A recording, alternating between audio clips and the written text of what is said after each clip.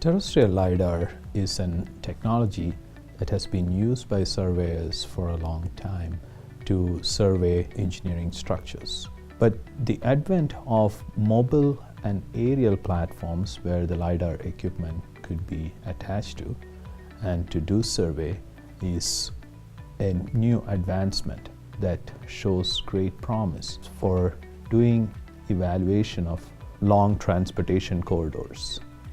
These platforms can be utilized to do monitoring of large assets over a long extent, and that's the advantage that the mobile and the aerial LiDAR provides.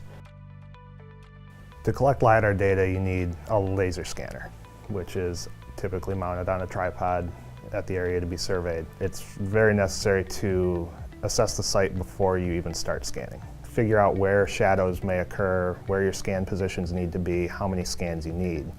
Scan at one location, pick up, move the equipment to the next location, do the next scan, and so on and so forth, depending on how many scans you need to eliminate the shadows that may occur in the data collection.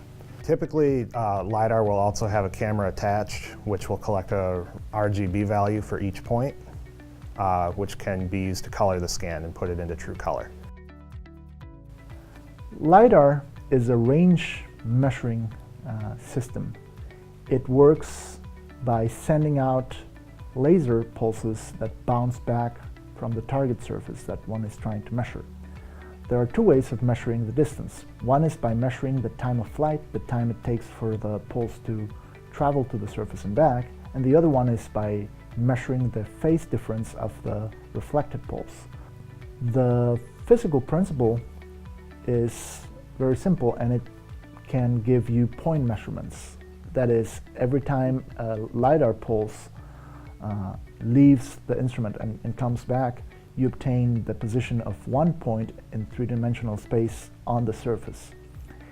By moving the direction of the beam, scanning on horizontal and vertical positions, rotating the instrument horizontal and vertical, you can obtain a coverage of the whole surface. The points can be converted to a surface or surface model that could be, for instance, a DM, a digital elevation model, by gridding the points into rectangular or square bins projected on a horizontal surface and assigning to each of those pixels, to each of those squares, an elevation, which would be basically a digital elevation model. In the case of geotechnical asset management, part of the interest is to monitor displacement of the surface, be that a retaining wall or a rock slope or some other kind of geotechnical asset.